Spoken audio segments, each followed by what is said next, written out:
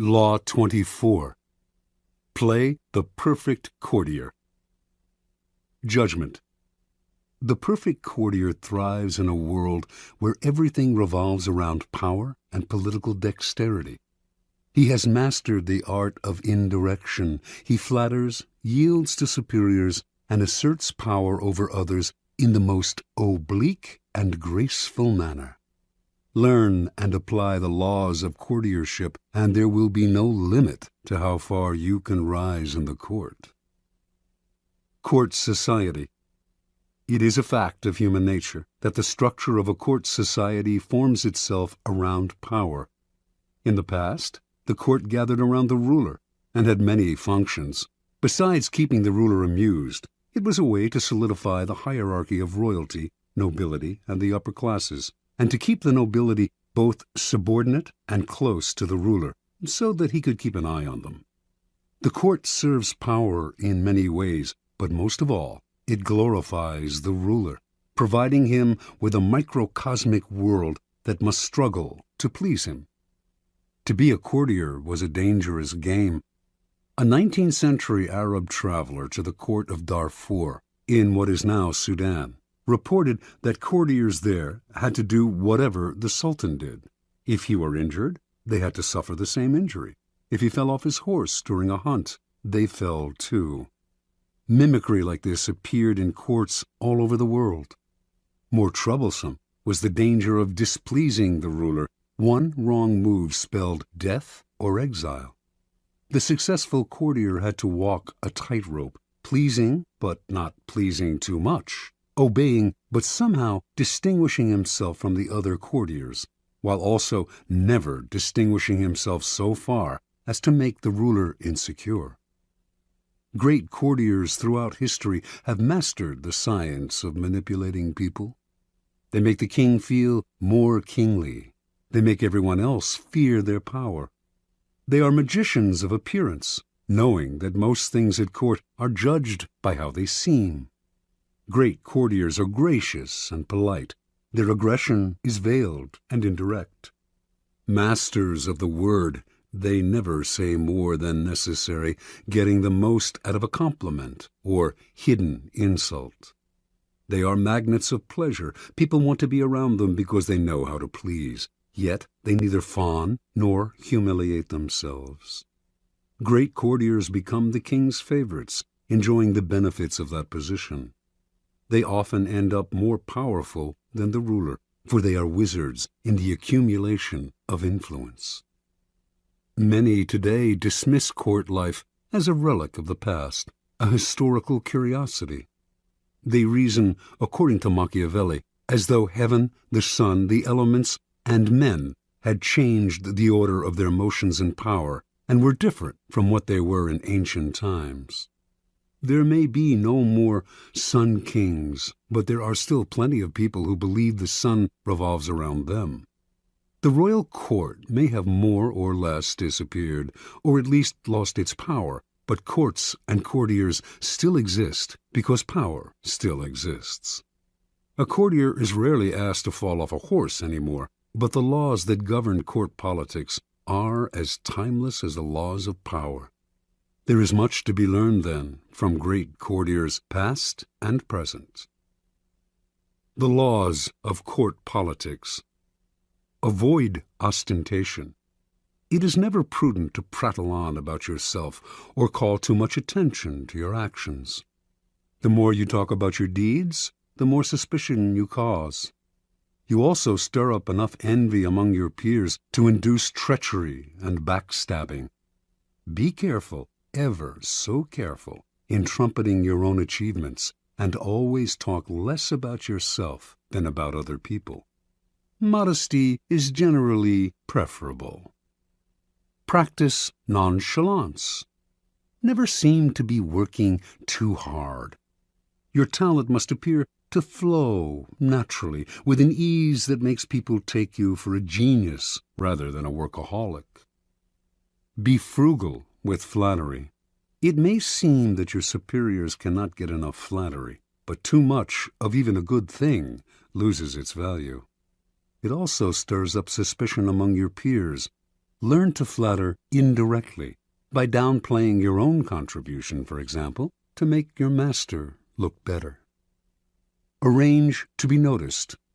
There is a paradox.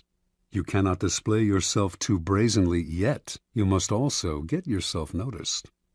You stand no chance of rising if the ruler does not notice you in the swamp of courtiers. This task requires much art. It is often initially a matter of being seen in the literal sense. Pay attention to your physical appearance then, and find a way to create a distinctive, a subtly distinctive, style and image. Alter your style and language according to the person you are dealing with. The pseudo-belief in equality, the idea that talking and acting the same way with everyone, no matter what their rank, makes you somehow a paragon of civilization, is a terrible mistake. Those below you will take it as a form of condescension, which it is, and those above you will be offended, although they may not admit it. You must change your style and your way of speaking to suit each person. This is not lying, it is acting, and acting is an art, not a gift from God. Learn the art. Never be the bearer of bad news. The king kills the messenger who brings bad news. This is a cliché, but there is truth to it. You must struggle and, if necessary, lie and cheat to be sure that the lot of the bearer of bad news falls on a colleague, never on you. Bring only good news, and your approach will gladden your master. Never affect friendliness and intimacy with your master. He does not want a friend for a subordinate. He wants a subordinate. Never approach him in an easy, friendly way, or act as if you are on the best of terms. That is his prerogative. If he chooses to deal with you on this level, assume a wary chumminess. Otherwise, err in the opposite direction, and make the distance between you clear. Never criticize those above you directly. This may seem obvious, but there are often times when some sort of criticism is necessary. To say nothing or to give no advice would open you to risks of another sort. You must learn, however, to couch your advice and criticism as indirectly and as politely as possible. Think twice or 3 times before deciding you have made them sufficiently circuitous. Err on the side of subtlety and gentleness. Be frugal in asking those above you for favors. Nothing irritates a master more than having to reject someone's request. It stirs up guilt and resentment. Ask for favors as rarely as possible, and know when to stop. Never joke about appearances or taste. A lively wit and a humorous disposition are essential qualities for a good courtier, and there are times when vulgarity is appropriate and engaging. But avoid any kind of joke about appearance or taste, 2 highly sensitive areas, especially with those above you. Do not even try it when you are away from them. You will dig your own grave. Do not be the court cynic. If you constantly criticize your equals or subordinates, some of that criticism will rub off on you, hovering over you like a gray cloud wherever you go. People will groan at each new cynical comment, and you will irritate them. By expressing modest admiration for other people's achievements, you paradoxically call attention to your own. The ability to express wonder and amazement and seem like you mean it is a rare and dying talent, but one still greatly valued. Be self-observant. The mirror is a miraculous invention. Without it, you would commit great sins against beauty and decorum.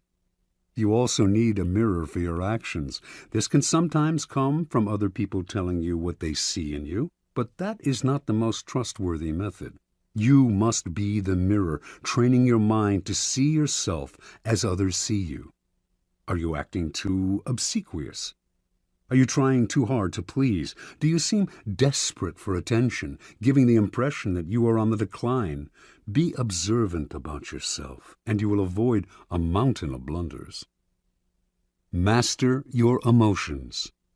As an actor in a great play, you must learn to cry and laugh on command and when it is appropriate.